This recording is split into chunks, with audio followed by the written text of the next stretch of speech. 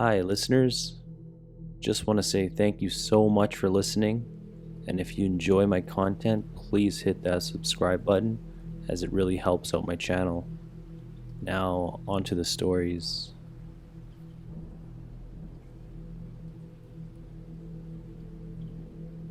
It's mostly UFO and supernatural stuff I've seen out on the interstate. Within the first few months of driving, if I recall correctly, was PA. My first couple years, I was a night driver, so it was hard to see things sometimes. But the one in PA was me trying to follow a flatbedder who was hauling serious ass through the mountains. At one point, I start to fall back because I can feel the van starting to lean. It wasn't long after that I reached down to take a swig of the handy monster I had, and I look up, and there's a guy standing off to the shoulder just outside the tree line wearing what appeared to be some type of soldier's uniform. Looked like Revolutionary War era. He had a musket as well. As I approach, I can see him staring right at me, and then he starts walking back into the tree line, still looking at me. Before he manages to make it through the trees, he disappears, like literally vanishes in thin air. I had my windows down, and the air in the area got real cold. After about a mile, the air warmed up again. I had a really sad feeling come over me for a while afterward. Needless to say, I didn't stop for the rest of my shift. New Mexico, Nevada, and Utah are some states that to this day, I still see shit in the skies that I can't explain.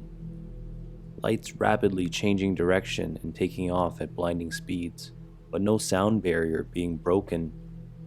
I've seen lights hovering over the desert several miles off the interstate, then it suddenly takes off and lights cut out. Various shapes and sizes from what I can make out. Again, night driver. I know military aircraft pretty well.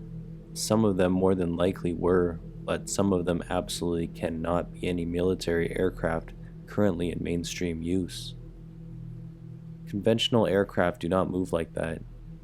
The most vivid one would be at an off-ramp in New Mexico. I stopped to take a piss, and decided to turn it into a 15-minute break since my ass was sore anyway.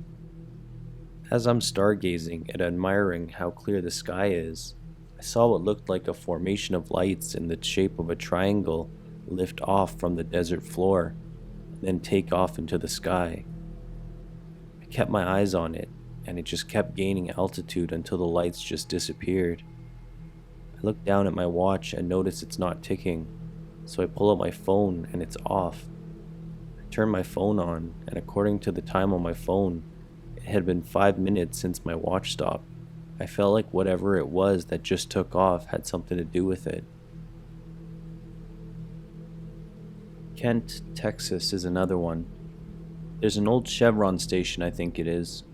Seems like FedEx drivers like stopping in there in droves. I'm guessing it's a popular drop and hook point for them or something. But I stopped one day and I need to take a piss. I don't know why I didn't stop in Van Horn. So I pull off and I roll up to the empty lot across the street. Kent is an abandoned town. I walk up to the bush line and notice a makeshift fire pit. The wood is somewhat burned, but not all the way. The weird thing is that there's an unscathed dollar bill stuck in the wood. For a second, I was like, ooh, piece of candy. But then the sudden feeling of nope came over me. So I left it alone and pissed in the bush. As I'm walking back, I look over at it and get a real negative feeling. I look to the ground in front of me and bam, there's a rattlesnake looking right at me. I stop dead in my tracks and walk carefully around it, and it keeps staring at me. I ran as fast as I could back to my truck, feeling like somebody was behind me. I kicked up a lot of dust getting out of there and have never stopped in Kent since. Missouri. I stopped at an off-ramp to stretch out and take a breather. As I'm smoking a cigarette, A little girl from some direction I couldn't figure out giggles and says, "Hi, mister." My initial reaction was, the fuck is a little kid doing out here at this time? So I talk back and say hi. She then responds with, "My mommy says you'll be okay. Don't worry." Now utterly confused, I asked her what she means. No response. Then suddenly I feel like somebody is standing next to me, but it doesn't feel negative or bad. It just feels like somebody is right there next to me. Since it didn't have a negative vibe to it, I just finished my cigarette and left. Later on down the road, I realized that I forgot to fuel up at my last stop when the warning light came on. So I scrambled to look at my GPS and find the nearest truck stop. I find one and set the course. As I roll up to the truck stop, my truck starts sputtering and I barely make it to the fuel line before the truck starts dying. I ran out of fuel right as I got on the fuel line. It wasn't until I was fueling up that it occurred to me what the hell happened at my last stop. One occasion in Arizona, a WTF moment. A lady was begging for money, which isn't uncommon at truck stops. She gave me the whole sob story of her boyfriend left her. She didn't have a job, lost the apartment, her 2 kids were hungry, and she didn't know what to do. Me being a social creature, I let the conversation go on for some reason. To make it short, she was molested by her father as a child, raped on several occasions in her teen years, and then found a lesser of an evil boyfriend who tried to get her into drugs, got her pregnant, and beat her all the time. I hear that kind of stuff all the time, but just in case she was telling the truth, I gave her what I had in my pockets. It ended up being $40. She broke down and cried right there. Then I started to wonder that maybe she was telling the truth. She walked away after some more small talk. I go inside to get dinner, and bigger than shit, I see her with 2 kids that look as sad as can be getting dinner.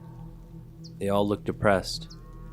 I knew then that she wasn't lying about anything she told me, and I felt a lot of remorse for not doing more. I told the waitress to put their meal on my tab. The look on her face when the waitress said their meal was being paid by somebody else was a look I'll never forget. I've seen drivers duke it out on the fuel line many times. I've seen brawls happen in the back of truck stops, many rookies hitting other trucks on accident, you name it. The most memorable fight was when I was on a trip with a co-driver whom we shall say our partnership fell apart real fast on the way home. In Arizona, I stopped at a truck stop between Flagstaff and CA State Line. After an eternity, I finally get pull up on the fuel line. I fuel up and go inside to take a shit and get something to drink and snack on. I come back and the sleeper curtain is open, no co-driver. Lovely. 30 to 45 minutes goes by and he comes out. That's cool. Take your time because I ain't stopping from here on out. Get it all out now. Put some trash in a couple bags and put it on the floor. It was mostly his trash from his shift prior that I couldn't stand having in the cab anymore. He opens the door and dumps the bags on the ground. So I lit his ass up with all the fury that I could muster up. 2 garbage cans 20 feet away. Holy shit. No. I go put the bags in the trash cans and come back to the truck.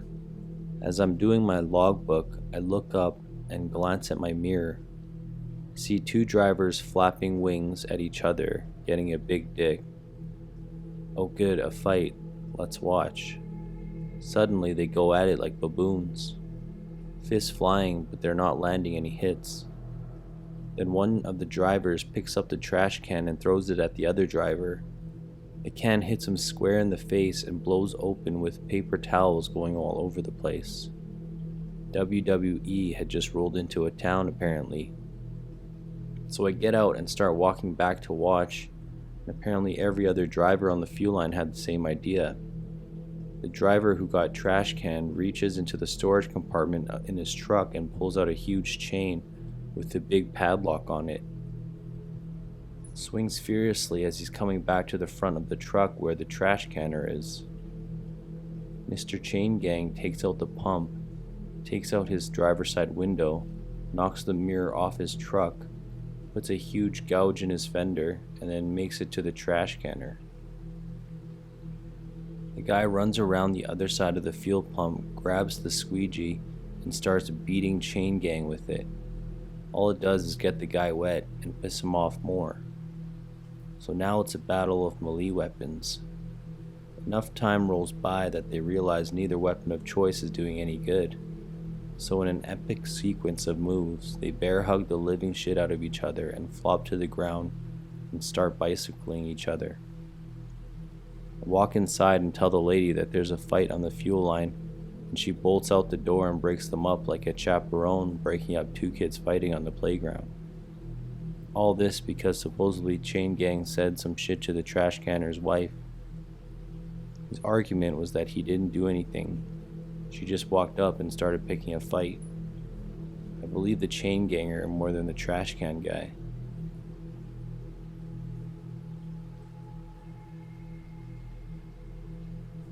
When I was a kid, there was a family of borderline mentally challenged people in my dad's small church group. I mean, the husband and the wife were both very simple, as were their two kids. He was a diligent and careful truck driver, though. That job was his life, and he was so proud of it because he was a useful contribution to society instead of sitting around on disability pay. I guess a woman committed suicide by driving across the interstate median and getting to run head-on into his truck. I remember him talking to my father right after it happened. Everyone still thought it was an accident at that point, and he kept stressing how he had tried to avoid her, and it seemed like she was actively steering towards him. Lo and behold, a few weeks later it comes out that the woman was suicidal and left a note saying something to the effect that she was leaving and never coming home. She had intentionally hit him. He was cleared of any disciplinary action from his company, but he never worked again. I heard that his family was evicted a few months later and he was in a mental hospital because his fragile psyche was done for. This was 20 years or so ago, so I don't know what happened in the end.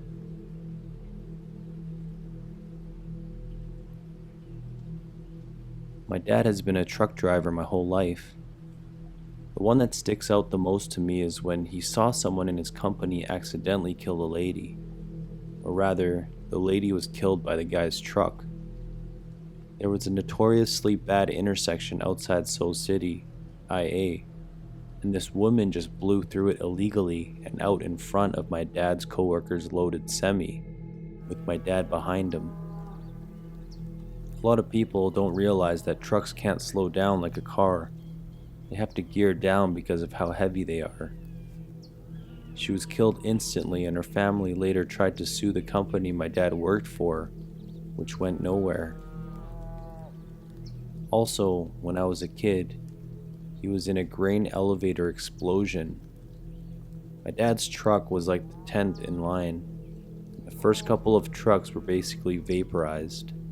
It was a pretty scary day because we saw about it on the news before he was able to get a hold of us. He had a number of post-traumatic incidents after that, unsurprisingly. I didn't realize what they were until I told him. He once had a panic attack because he saw a bunch of kids running away at the same moment a train whistle blew loudly.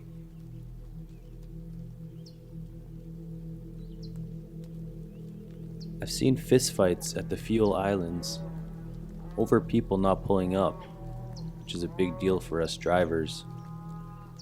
Had an RV crawl up alongside me once in Indiana. I have a habit of looking over when folks get up alongside me to check and see if they are paying attention to the road or their phone or dozing off.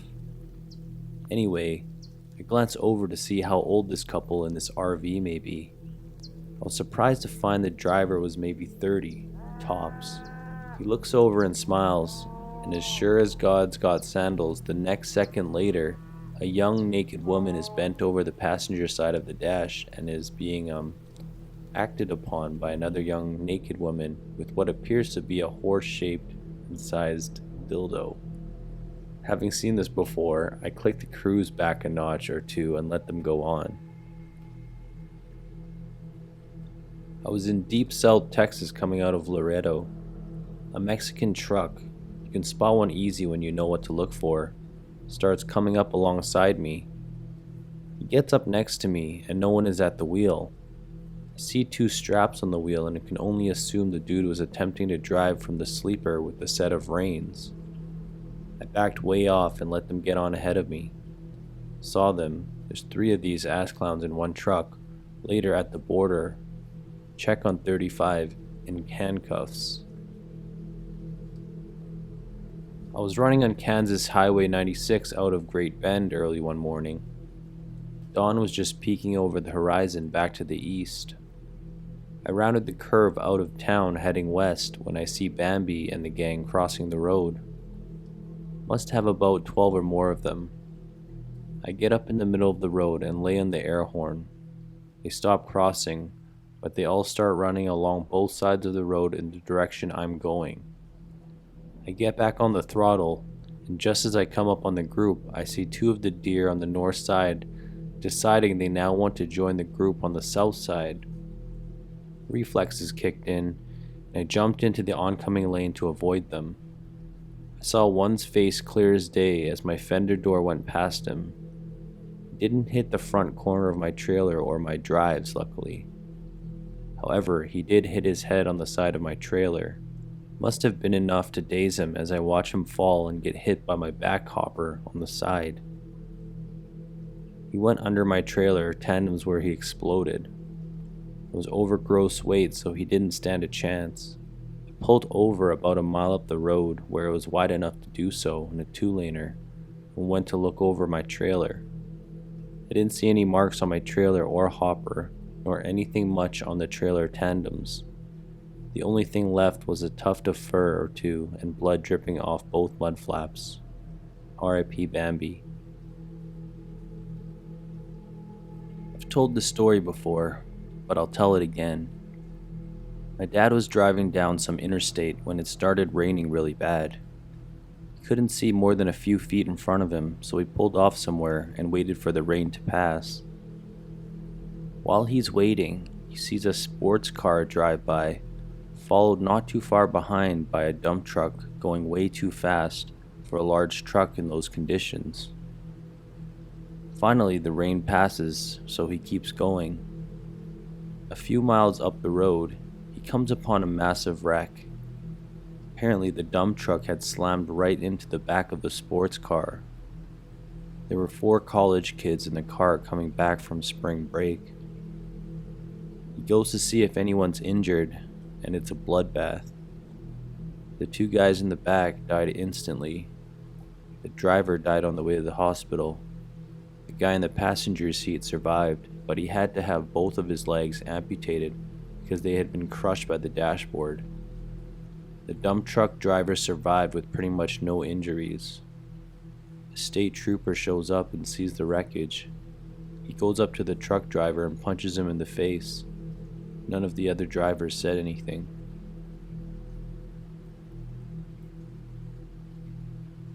When I was getting my forklift certification, I met this trucker lady who told me the story.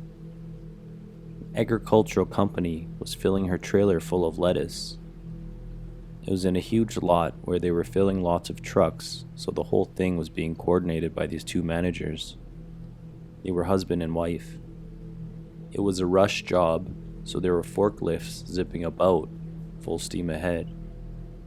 They fill up her truck, she leaves, and later that day she keeps getting calls and CB messages being passed around that they can't find the wife anymore. They thought she had left her husband and taken off with one of the drivers. No one knew anything. When they finally unloaded the truck, they found out what had happened. The wife had got caught in front of a forklift as it was loading a giant crate of lettuce into the truck, It had carried her all the way to the front of the trailer and crushed her against the inside. Definitely dead. It was a really sad story, especially as the trucker lady described how destroyed the husband was. I was not prepared to hear it at 7 a.m. on a Saturday for 12 hours of forklift certification. Spent the past 10 years as a truck driver, so I've had my share of stories, but I'll share the strangest.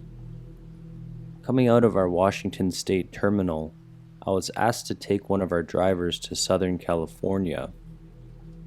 Not a big deal, I've done it before, but let's meet our friend Gibson. See, Gibson here seemed very normal, cheerful, and a delightful person to keep you company while talking your ear off. However, this all changes once the sun went down. Gibson here turns to me and says, "Hey, can you pull over for a sec? I need to ward off the snake people." This is where my brain doesn't quite process this, and I say, "What?" He repeats the same line, and here's where my spidey senses tells me if Gibson doesn't ward off his snake people, I'm going to have a bigger problem than this guy's cookie getting flipped. So I pull over, and he gets out. Now here comes the weird.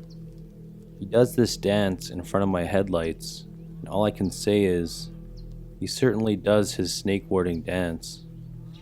Now here's my dilemma. This guy obviously has a few fries short of a Happy Meal, but I was asked to drive his ass to SoCal. Unfortunately, I think too long about this, and Gibson is sitting again next to me in the passenger seat as nothing has happened. I drive 1,200 miles without stopping. Gibson gets to his new truck in SoCal, and I never give another person I don't know a lift. Ever.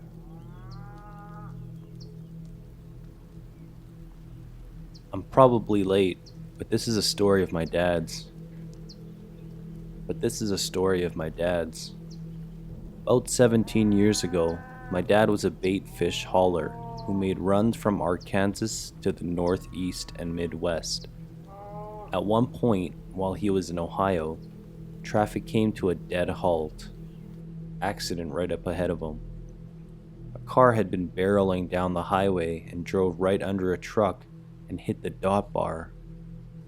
Dad noticed the smoke, figured it meant a fire was starting up, so he jumped out and ran up to the back of the truck where a bunch of other truckers and some drivers were.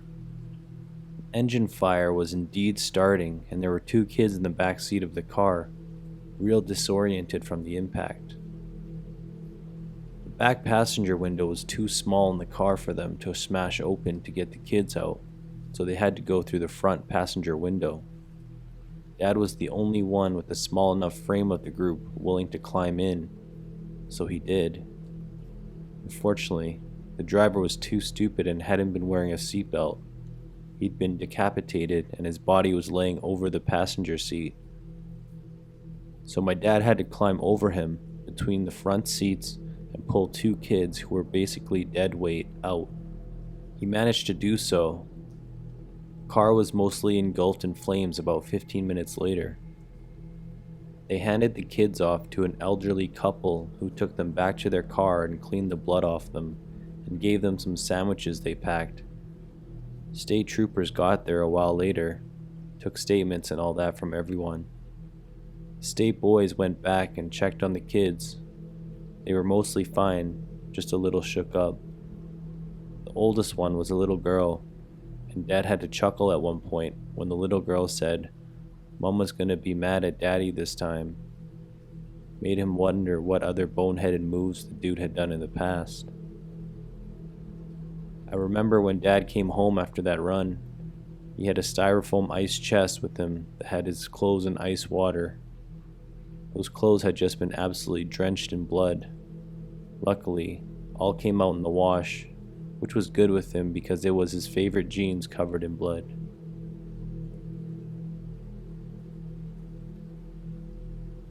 My uncle was a truck driver for many years. He doesn't share a lot of stories, but he told me this one night while we were drinking beer. He spent several years doing cross-country trips often loading up his trailer in the middle of the night. While he waited for his trailer to be loaded, he'd make his way over to a nearby truck stop, have a late night meal, and shoot the shit with any other drivers there. After a while, he would make friends with drivers that were on a somewhat similar schedule. He befriended this particular guy that he would run into about once or twice a month. He said this guy was massive, a huge guy. My uncle is kind of a wise ass that can get annoying real quick. He said this was the one guy. He knew that when he crossed the line and agitated him, it was time to go. Anyway, he runs into this guy every so often, and they shoot the shit and kill time while their semi-trucks are getting loaded up. One night, the guy invites him back to his semi. He wants to show him something that he's built in his semi. The guy's semi has a sleeper on the back, so it's pretty big. Basically, it's a semi-truck with a small room right behind the driver to sleep in. My uncle is intrigued by seeing what kind of custom work this guy has done in his semi, so he goes along with them. Once they're in the truck, the guy shows him what he's built in the sleeper of his semi. It's a big heavy-duty box. Apparently it has hydraulic arms on either side so he can open it and close it with the push of a button. He says once he pushes the button, it seals shut, can't be opened. My uncle is kind of weirded out by this and cracks a few jokes about the box. The guy starts to get a little agitated. My uncle realizes this and decides it's time to leave this guy's semi. A few months later, he finds out the guy was a serial killer, stuffing truck stop hookers and others into this custom hydraulic box. At this point in the story, his hands start shaking and he can barely drink his beer. That guy is massive, he says. His hand could cover most of my head. He could have stuffed me in the box and there's nothing I could have done to stop him. Or shit, maybe there was someone in there already. He says he still has nightmares about it years later. A little late, but here's mine. For the past 7 years, I've been a bull hauler. I've seen some messed up stuff having to do with cattle, but the scariest thing that ever happened to me was on a trip to East Texas. I had left out from around Austin and went up to just north of Amarillo to kick them off at a feedlot around a 600-mile trip. I was feeling pretty good, so I decided to turn around and come back to the cattle company instead of taking my break. I called dispatch and he gave me a sale barn to go pick up and bring back to the company. When I got back, I was pretty worn out, but they told me that a truck had broken down, headed to Texarkana, and he needed me to go and get the cattle. I thought, sure, I can do this. I made it about an hour from Texarkana, on a little 2-lane Texas back road, talking to a friend of mine on the phone to try to stay awake when I fell asleep. I remember hearing my friend yelling my name and waking up just to find myself off in the grass with a cowboy on a horse right in front of me roping a calf. He roped, dallied off, and turned to face me, and just as I hit him, he disappeared. It was a hallucination. It scared me so bad, I was wide awake for the rest of the trip. I used to think that being an outlaw was being a badass. I'd run 15 to 2,000 miles with no sleep and just call it another day at work. I realize now that it is just me being stupid and putting myself and innocent people in danger.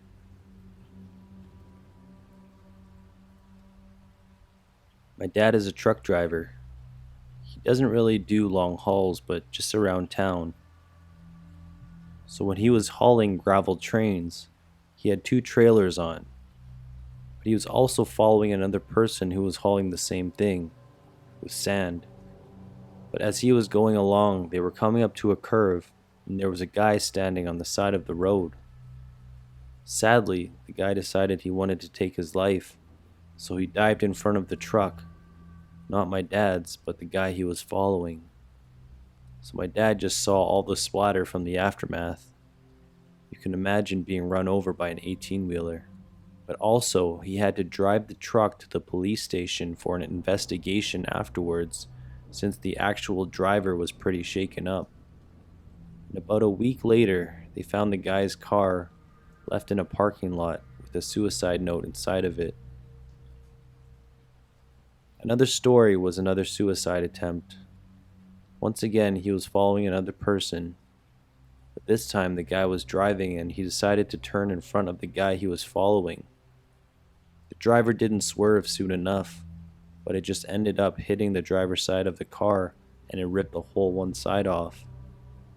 Along with that, took off his arm and he flew out of the car and went into shock. You can once again imagine what the scene looked like.